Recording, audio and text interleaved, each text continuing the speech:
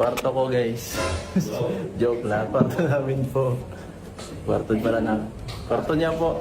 Kasi mayroon daw po ditong updates sa kanilang lugar, sa bahay nila. Parang ang lamig ngayon ah. Ano meron?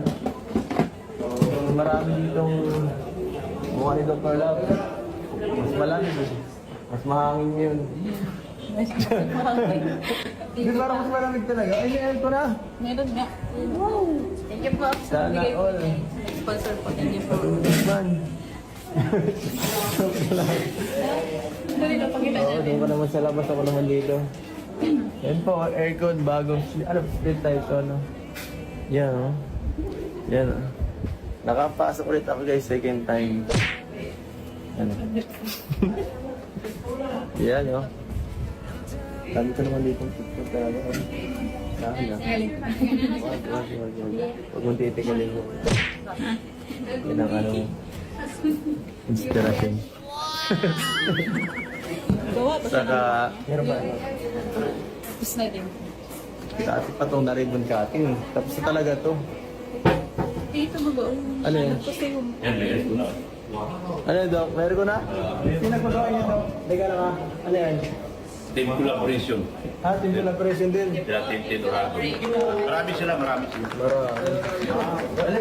Sakto lang, ano? Nag-ulang. Parang sakto lang yung init. Diba? Ganda. Diba? Ano yan, guys? Ba? Sa inyo bang kwarto ito? Hindi yan. Picture yung dalawa eh. Ano lang yan, para inspirasyon lang yan, kuya.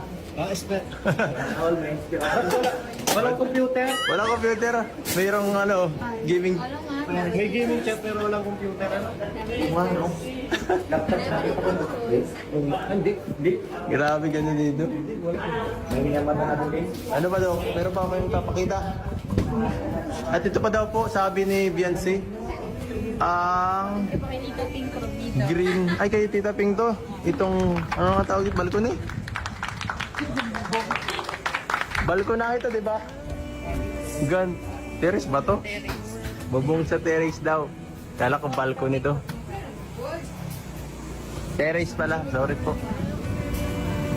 Ganda oh guys. Yan oh. Ito po ay galing kay Mamping Provido. Ginagawa po niya. Ganda, grabe. Wala na akong masabi doon. Ibang klase. I used to guard my heart, afraid of the fall. Built walls so high, no one could climb at all. But then you came like light through the rain, and suddenly I wasn't scared of the pain. You saw the parts I tried to hide, loved me through every lonely night.